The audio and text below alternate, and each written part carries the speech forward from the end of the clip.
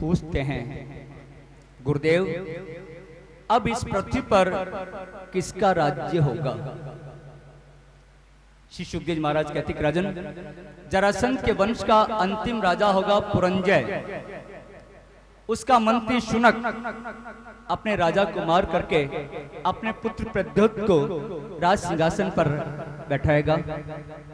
इसके बाद में भरत खंड में नंद, चंद्रगुप्त, अशोक आदि राजा राज करेंगे। उसके बाद में 8 यवन और 10 गोरे इस भरत खंड पर राज करेंगे। कलयुग के छलिया राजनीतिज्ञ इस भरत खंड के टुकड़े टुकड़े कर देंगे। दुष्ट शासक गौ हत्या करवाएंगे, प्रजा का धन छीन करके स्वयं विलासिता में लीन रहेंगे। कलयुग में ब्राह्मण वेद और संध्या से विहीन होंगे। अपने कुटुंब का पालन पोषण करना ही चतुरता माना जाएगा। मात्र कीर्ति को प्राप्त करने के लिए धर्म का आश्रय लिया जाएगा। कलयुग में पुरुष नारी के अधीन रहेंगे। हे राजन, कलयुग के अंत में धर्म की रक्षा करने के लिए भगवान कल्कि अवतार धारण करेंगे। भागवत में जो कलयुग के लक्षण बताए गए हैं आज हमें प्रत्यक्ष दिखाई दे रहे हैं। श्री सुखदेव महाराज कहते, राजन, कलयुग में दोष बहुत हैं, लेकिन प्रभु के नाम का कीर्तन, प्रभु के नाम का स्मरण करने पर उन सभी दोषों से, पापों से छुटकारा मिल सकता है। कलयुग में दोष बहुत बताए हैं, लेकिन एक गुण भी है, एक लाभ भी है, और लाभ केवल इस कलयुग में ही है और किसी युग में नहीं था। वो लाभ यही है कि इस कलयुग में जो जीव प्रभु के नाम का संकीर्तन करेगा उसके घर में कली कभी भी प्रवेश नहीं कर पाएगा। कलयुग में कलयुग के प्रभाव से बचने का एकमात्र उपाय है प्रभु के नाम का संकीर्तन, और कोई उपाय नहीं है।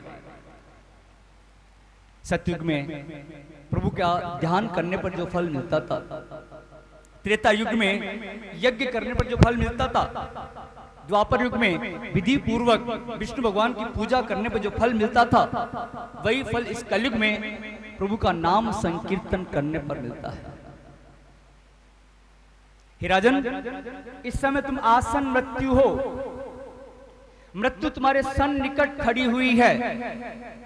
अतः प्रभु को अपने हृदय में धारण करो, प्रभु तुम्हें परम गति प्रदान करेंगे। राजन, जन्म, मृत्यु, वृद्धावस्था इस शरीर के धर्म है, आत्मा के नहीं। यह आत्मा तो अजर अमर है।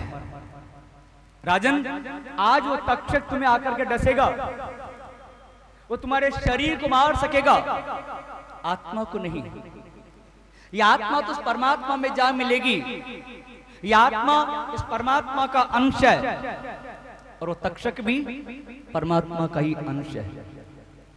राजन, जब तक मैं यहां रहूंगा तब तक वो तक्षक यहां नहीं आ पाएगा। इसलिए तुम्हें और कुछ शंका हो, और कुछ सुनने की इच्छा हो, और कुछ जानने की इच्छा हो, तो तुम मुझसे पूछ सकते हो। राजा परीक्षित प्रार्थना करते हैं, गुरुदेव आपने मुझे व्यापक ब्रह्म का दर्शन करवा दिया।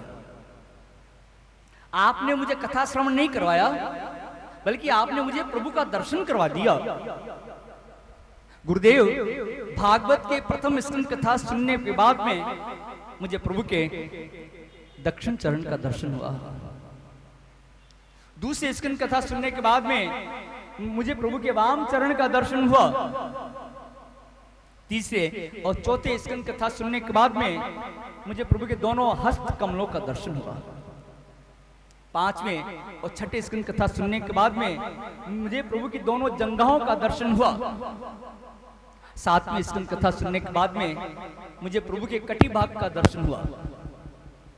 आठवें और नवें स्कंद कथा सुनने के बाद में मुझे प्रभु के विशाल वक्ष स्थल का दर्शन हुआ।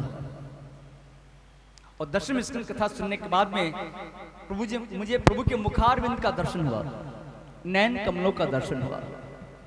और 11वें स्कंद कथा सुनने के बाद में मुझे श्रीनाथ जी का ऊपर उठा हुआ हाथ दिखाई दे रहा है।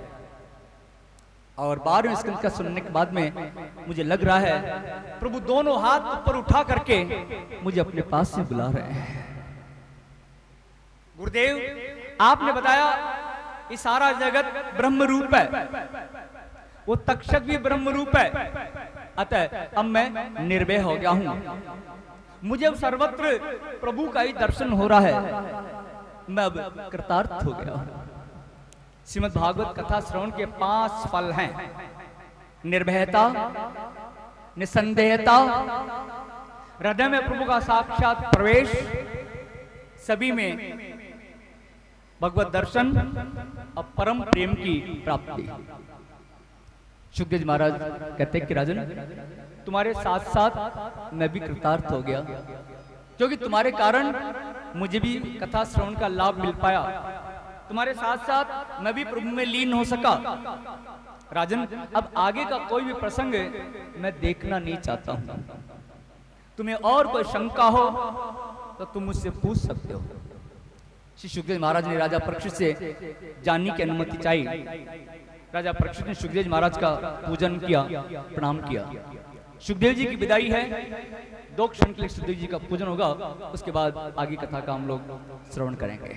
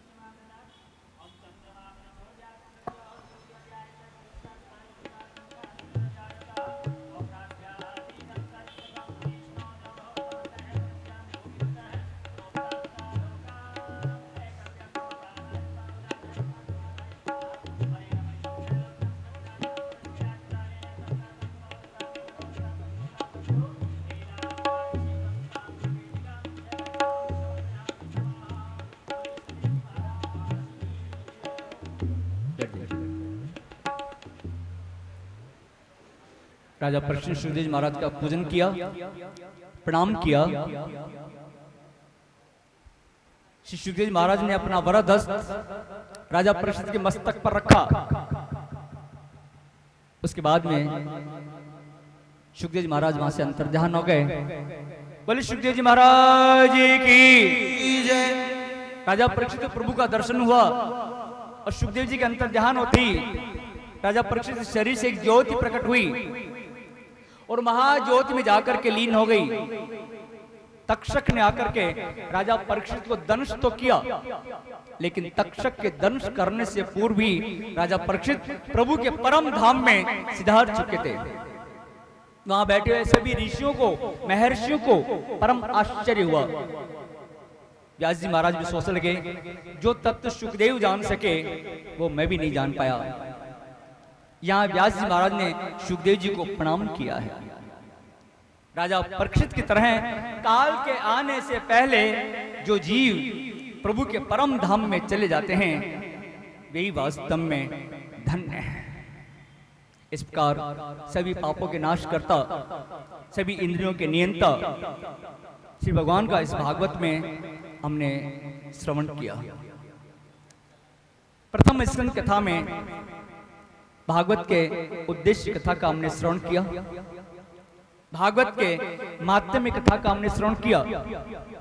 प्रभु के 3 स्वरूपों का वर्णन हुआ, सत, चित्त, आनंद, सच्चिदानंद, ये प्रभु का स्वरूप बताया गया। भगवान शंकर का सुखदेव जी के रूप में अवतार कथा का हमने श्रवण किया। बद्रिकाश्रम में नारद जी का सनकादिक ऋषियों के साथ में मिलन हुआ। आत्मदेव गौकर्ण कथा का हमने श्रवण किया। धुंधकारी की भागवत कथा श्रवण से उस प्रेत योनि से मुक्ति कथा का हमने श्रवण किया। भागवत सप्ताह विधि कथा का हमने श्रवण किया।